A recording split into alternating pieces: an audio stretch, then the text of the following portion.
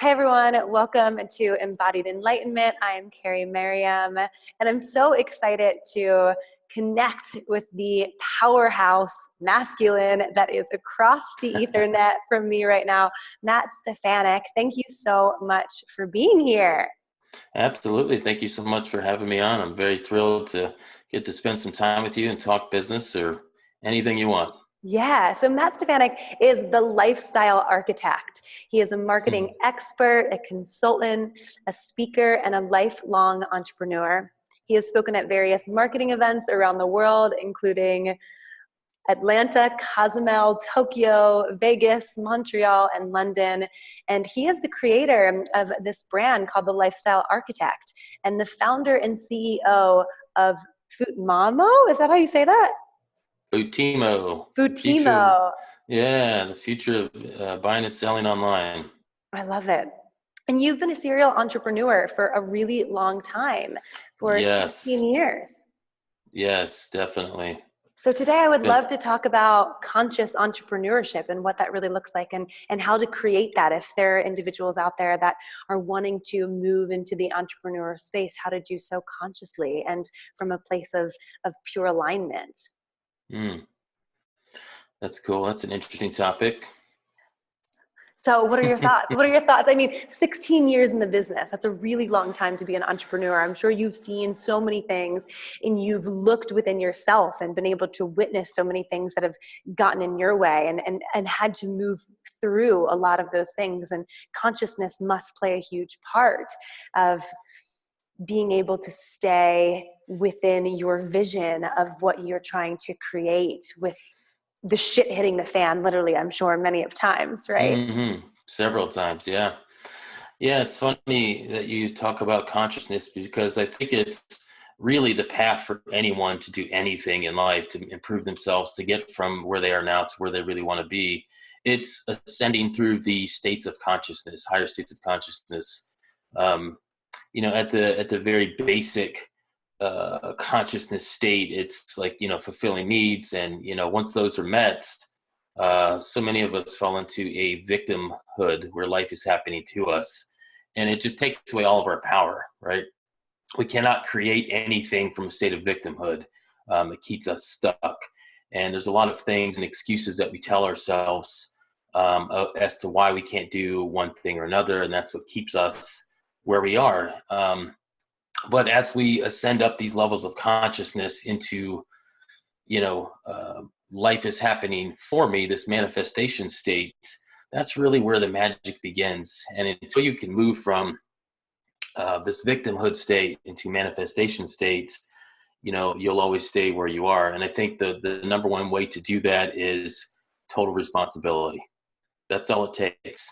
Jim Quick, when we were in Mind Valley U, and I've heard him say it before, he said, we've all heard the phrase from Spider-Man, with great power comes great responsibility. And he believes the opposite, which I absolutely love. And that is, with great responsibility comes great power, right? When we take responsibility for our lives and move away from this victimhood state, it gives us a tremendous amount of power. And what better way to do that than being an entrepreneur, to really be presented Absolutely. with all of the ways in which you've created the victimhood of your experience. Yeah, I mean, being an entrepreneur to me is like the ultimate creator state, this manifestation state where, life is happening for me, when you're first starting out, like 16 years ago, when I just dropped out of college and was trying to figure it all out, this consciousness, this, intention setting and, meditation, none of that really came into play for me because I was so focused on, trying to figure it all out and learning everything, just making money. Like, that's the goal. We got to be able to feed our family. We got to be able to feed ourselves and take care of those basic needs. So it's kind of the same thing as in life. It's your business. It's, take care of my needs first. But once you get past that and you start, making good money and you have time freedom to be able to explore all these things that, are calling and pulling at you. Like, there's so much more to life than just, making money and having things and doing things. You get a chance to kind of get into all of this intention setting and building really successful habits and, morning routines and meditation and yoga and all this stuff that really helps you grow as a person, and then also helps you grow as an entrepreneur as well. I love that. I completely agree with you on so many different levels. And conscious entrepreneurship, I think, is really shifting the way in which we do business. You're seeing a lot of businesses, just like Mind Valley, bringing conscious awareness into all aspects of their business, because the old paradigm, the old way of existing was like this masculine, like, I'm going to push and I'm going to force and I'm going to work 16 hours a day and I'm going to like grind so fucking hard and I'm going to do everything I can and I'm going to just like throw a ton of shit at the wall and see what sticks, right? Yeah. And I think that there are times to be really concentrated within where your energy is going, because you're trying to navigate and learn. And but the conscious piece, right? Like, how can we move maybe this next business, you're launching a brand new business. How are you bringing in all that you've learned to develop this next new evolution of yourself? And then how is that influencing the next evolution of the business that you're about to launch? Yeah, it's taken everything that I've learned and the habits that I've developed over the years and doing it in such a better way than I ever have. What And are also those? Like, what are those? Like, yeah, share those sure. secrets with us. Okay, so it's understandable to get unbalanced in life when you're trying to do something. Like if you have a job and you're like, you know what, I'm fed up. It's, I can't take it anymore. I got to do something. And you're going to go do this entrepreneurial thing. Um, Hopefully you're studying part-time and not just like, cutting the ties, but you have to get unbalanced. You have to put in overtime. You have to sacrifice comfort and you have to sacrifice your free time and the things that you want to do, right? You can't, say you want these things and then just, put in a little bit of time. You got to get super unbalanced. But you have to also know, like, the goal is not to be working 16 hours a day and be unbalanced and all about the business and putting in all this overtime. It's a sacrifice temporarily. But I think the problem with a lot of entrepreneurs is we forget that it's supposed to be a temporary thing, and we get into this habit of working our asses off, and then we end up grinding like it's some kind of badge of honor. Well, I'm like, fuck that. I don't grind. I tried that with an app once. It didn't go well. No, that's a joke. But I hate that term because, I'm not an entrepreneur. I'm not creating this lifestyle to grind. That sounds terrible. That sounds like what a lot of people do with jobs. Is they're just grinding it out, like eking out an existence. That ain't for me at all. I used to get up, I'd get my coffee, go straight to my desk. That's not a great habit. And I imagine it's the habit for a lot of people. Or even worse yet, you wake up and you get on your phone and you start scrolling or doing all kinds of business or checking emails. Those are the worst things that you can do to start out your day. You really like start sapping your energy right away. And now there's a great book called The Morning, oh my God, I just lost it. Morning Miracle by Hal Elrod. That's what it is. And it's so great because at the time I've been doing this for a long time, but he just like captured it so completely. And it's about what you do in the first 2 hours of your day that is so important for setting you up for success the rest of the day. And, for me, those habits within those 2 hours make up who I am as a successful entrepreneur today. One of those is my gratitude statements. I do those every day, 3 things I'm grateful for. And I typically like to do them for the day before because I get to reflect on, how my day went yesterday, what I'm grateful for. But gratitude is one of those things like responsibility. Once you adopt that into your life and you become grateful for the things you already have and stop like wishing you had everything else, that gives you like the seat of abundance, right? That's from all things is gratitude. Nothing else is going to come in your life unless you're grateful for what you already have. So that's one of my morning routines. Listen to audiobooks, sometimes while doing like a jigsaw puzzle, which I like because it like just distracts my mind enough to kind of consume the information. If I just sit there and listen to an audiobook, I'll just start going off on these rabbit holes, thinking about what they're saying. And it's, it's not very good. So I learned that by doing a jigsaw puzzle at the same time, it helps distract me enough. And then I just take notes in Evernote. Another thing is in Evernote, if I have thoughts and ideas, I just jot them down in Evernote. I've got so many lists and notes in Evernote, which is great because then I can search them later. Plus, I can't read my own handwriting, so it helps to just type that stuff out. Um, let's see what else. Then yoga at least 3 times a week, usually after the day after I work out. So if I work out yesterday, I like to do yoga in the morning. Today really helps like with the recovery period, and it's good for getting your body moving. Just a little bit low impact type of activity. And then meditation, like my favorite thing to do before I get started for my day till I get to my desk is to just sit and meditate, right? I have such really great ideas and inspirations and thoughts and things come up to me. And, during this meditation, there's many practices within that as well.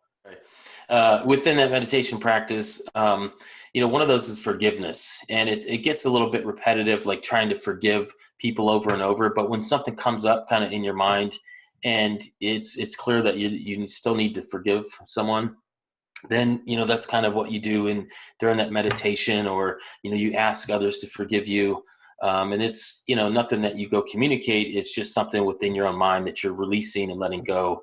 I also think about things I'm grateful for during that time, and I think about things that I just let my thoughts happen, and things show up, and then I explore them, and if they get kind of too wild, I'll just get back to breathing. Right? It's a weird thing, but it's such a creative process for me because I come away from that and immediately I go to my desk. I'll take notes on what just came to me, and ideas, and that's like all of that shit happens in the first 2 hours of my day before I even get to my desk, and that's a practice that I think anyone, no matter what you do, can benefit from.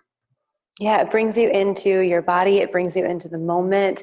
It allows you to concentrate your creativity juices to really be inspired and ready to be the incredible gift that you are, to like drop into that, right? Yeah, absolutely. Another thing is that we learned in Jamaica from Wim Hof was his breathing technique, the Wim Hof breathing.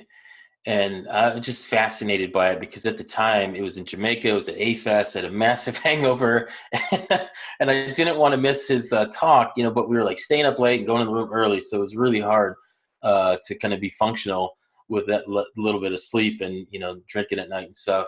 But he did his breathing technique, and, we did it in the room, and it was just like a revelation to me because it completely got rid of my hangover and my headache, and I felt energized, and it was just amazing. So a lot of times I like to do that Wim Hof breathing before I do my meditation because it really like oxygenates your body and gets you feeling like a little bit euphoric at times. And then you completely relax into your meditation, and it kind of sets up your body perfectly to meditate. So that's another really cool thing. And all these things happened gradually over time. Like I didn't just say, you know what, I'm just going to rewrite it and I'm going to just do something completely different. No, the more that you learn and grow and connect with other people and go to events and listen to books and are inspired by new ideas and new concepts and other people doing amazing stuff in the world, you start to slowly but surely adopt these things into your own life, into your own practice. And then over time, it just improves and improves and improves. And you find like all of a sudden you're like, holy shit, like I'm so different than what I used to do.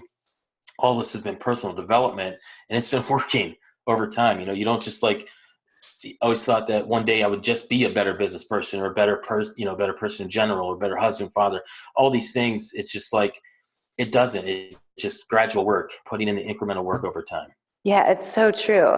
I love that people are loving the idea of personal development, but they think it's like this hot new trend. And you're like, no. This requires really looking at your shit and really checking in with what is out of alignment within your life, and whether you are in this cycle of grinding and in this cycle of like pushing and pushing and pushing and things aren't working. What can you reflect upon within yourself that's not working, that's bringing that into your existence? Or maybe you just need to lean back and really be patient, that this is a journey and that things will unfold when you're really ready to have them unfold in your experience. So say that someone's out there and they've developed the most amazing business and it's going really great, and then something knocks it down, then it's going really great, and then something knocks it down, and then it's going really great, and you're being met with a lot of challenges. How would you provide someone advice based on your experience to handle those situations? Um, a couple things. That's all part of the journey. And I was having a conversation with this guy that I grew up with the other day, and he asked me like, "What's it like? What's it feel like to have made it and stuff?" And if people look on the outside looking in, they think you got it made. He goes, "I just picture you just like frolicking through the field with deers and all that stuff like that." And I said, you know what? I'll tell you really simply how it feels. It's directly proportional to the depths of the shit that you have to go through to get here. So if you don't work for it, if it doesn't like challenge you, if it doesn't stretch you, if it doesn't help you grow, if you don't go through it to get to it, then, it doesn't feel that great. I had a buddy that, his dad gave him a car. His dad was buying a new car and he gave him his old car. It wasn't, a terrible car. It wasn't like a piece of shit or anything, but it wasn't brand new either. Right. And he just was like, didn't care, was totally ungrateful about it, complained about it, bitched about it, but it was free, right? Whereas Amy has a story where when she was in high school, the whole summer long she worked. She saved up her money. She was a waitress. She saved every tip she got. She didn't spend any of it. And before school started, she was able to buy herself a car. And she took care of that car. It was a used car as well. But she took care of it, changed the oil herself, washed it every week, like there was so much pride in that car because of how much work she put into getting it. And that's really kind of like the journey, right? The journey, the entrepreneurship journey. If you don't put in that work, if you don't, struggle and go through that shit, it's not going to feel that great. You know what I mean? It just won't. So thank those times when you're going through it. Believe it or not, 10 years ago, 2007, 11 years ago, we lost everything, right? And I tell this story because it's funny, but it's not, it's not like, it was terrible because we were losing everything. The real estate market was crashing. I was flipping houses at the time, and we had 3 homes at the time, including our personal residence. I lost all 3 of those to foreclosure. I sold everything that I owned of value, tools that my dad gave me, like shit that like I shouldn't have sold, but I had to. And Amy was like, "How the hell can you be so upbeat? We're losing everything." I said, "You don't understand. We got a story now. This is awesome, right? This is amazing. This is part of our story. I'll get to tell this on stage someday," which I have many times. But it was also like when that what your destiny is, what you are dead set on doing in your life, you can just like appreciate every step of the way. No one takes the stairs and going, "God, I'm so sick of this step and this step and this step." Because they know, like, ultimately, if they just keep putting one foot in front of the other, the second floor is right there, right? Nobody says, "Well, that step wasn't as important as this step." They're all the same, the equal amount of importance. The most important one, you could argue, is that first step, right? Taking that first step. So for anyone that is going through the shit, thank it, appreciate it. You're being blessed and stretched, and you're going to grow, and you're going to look back at those times, and those are going to be the times that you remember. Taking a calculator to the grocery store because you only have $75 for the week. Trying to avoid getting your car repossessed because you're 2 months behind. That's the kind of shit that you remember, that it makes it so sweet when you finally do get, to where you want to be in life. I love that. And by the way, if you guys don't know, Amy is Matt's incredible wife and a huge soul sister of mine. So just throwing that in there for all of the people that are going to listen that don't probably know who Amy is. Yeah. So I think what is so powerful with everything that you just said, it's the belief, right? It's the knowing. It's not the projected desire that is outside of yourself. It is the innate knowing of what you are made of and what you are moving towards. Yeah, man, it's that total belief in yourself. Trust me, I have doubted myself. I'm just like anybody. I've had tremendous amount of self-doubt, insecurity, and imposter syndrome. Like, it's at any time someone's going to discover, like, I don't belong here. Like, who let this motherfucker in the club? Like, we all go through that. It's all normal. And when you start like hearing people talk about their story, and you're like, really, they speak on stage all the time, they still get nervous? Of course, it's just human nature. It's not about not feeling these things. It's not about not going through these things. It's about overcoming them, right? Um, but I've since a very young age, there was no doubt in my mind I was not going to. I was going to refuse to lose. It was nothing was going to stop me. When you have the attitude that nothing is going to stop you, everything just becomes a challenge to overcome, not an obstacle that's going to stop you in your tracks. So Yes. you're right. That belief is like so important. If you don't believe that you can, you're going to waver. You might say, oh, maybe not. Maybe I should go get a job. Maybe I should listen to my parents or, whoever else is telling me to go be normal like everyone else. You got to stick to that belief. And I think too, being the individual that's kind of going through these belief systems myself and, just ending my first business, bankrupting my first business and about to go into my second, of, again, the gratitude and that I do as well, think that, oh my gosh, I can't do this some days. And it's connecting into the heart space of really knowing that I'm here to serve, that I'm here to provide, that I'm here to hold space, that I'm here to help others accelerate. And all of the experiences that you've gone through and that I've gone through are just pieces of our story that we get to relate to others, so they understand that there's so many different steps, right? But it's the switching of the perception of how you view them, which is so powerful. Not allowing yourself to, come back to that victimhood, not allowing yourself to be a victim of it, but recognizing it is a part of yourself that you're actually bringing into heal, bringing into wholeness, to bring you to the next evolutionary stage of who you are. Yeah. And these stories, it helps other people along their way. Absolutely. Because too many people, I think, that are still stuck in this victimhood state, they tend to see wealth as an event, right? We see the athletes get these big paychecks, or, people play the lottery, which in my opinion, like, I don't play the lottery. I feel like any dollar bet on the lottery is a dollar bet against yourself, right? So you're like putting all your hope and dreams into this like one wealth event. Like, people think that wealth just happens or it's handed down, but actually it's a process. It's easy to look at the car and the house and the lifestyle and all these trips and stuff and say, wow, must be nice, or man, he's got it easy, or, that's great for him, but it won't work for me.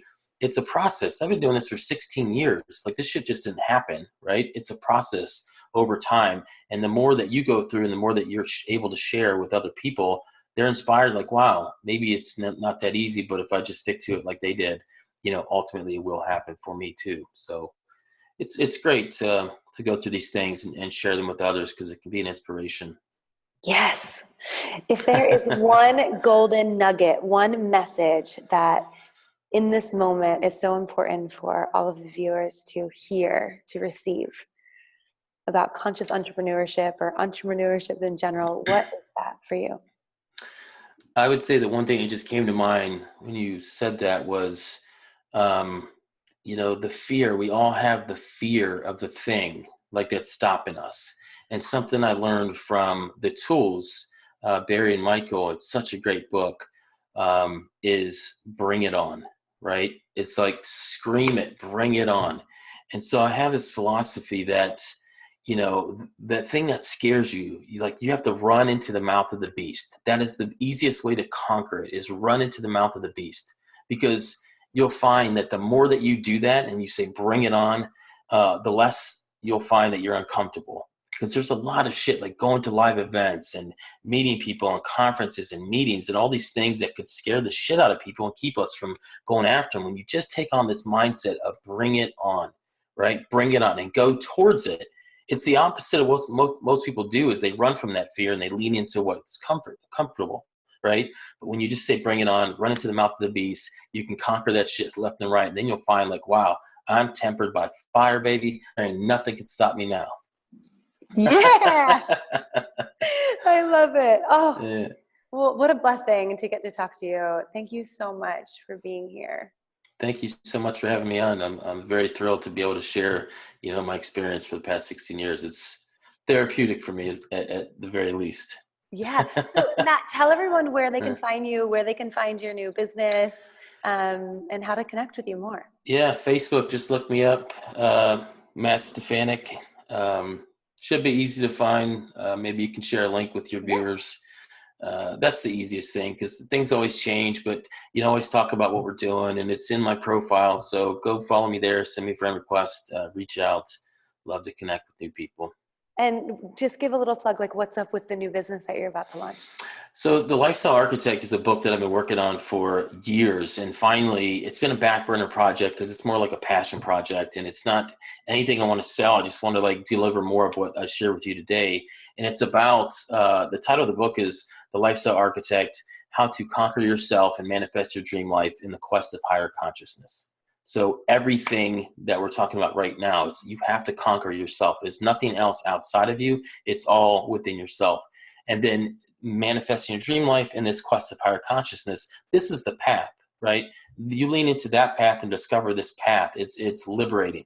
So that project I'm working on to be able to kind of inspire and motivate entrepreneurs around the world, and pairing that with our new e-commerce platform for Timo, is we're building the e-commerce platform of the future because there's a person I don't know that is selling online that doesn't have some kind of pain point where they're sacrificing one thing for another. They sign up over here, they can't do this. They sign up over here, they can do that, but they can't do something else. So there's some kind of sacrifice or something we're giving up, a trade-off that creates pain points in our business. And I know like all these things because I've sold online for years. And so we're building this platform to be able to sell however you want, wherever you want, in any way, shape, or form, and to have it convert like crazy by utilizing machine learning algorithms and artificial intelligence, like the latest technology. So I'm super excited to not only be able to inspire them, but also to provide them the platform to be able to sell. So very thrilled about these two projects coming together finally. Woo! Exciting Yeah, times buddy. ahead. Yeah. Yes, very much so.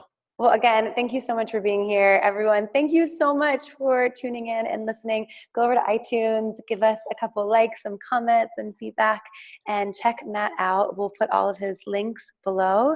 And until next time, this has been Embodied Enlightenment. Talk Thank to you you so next week. much. See you Yeah. soon.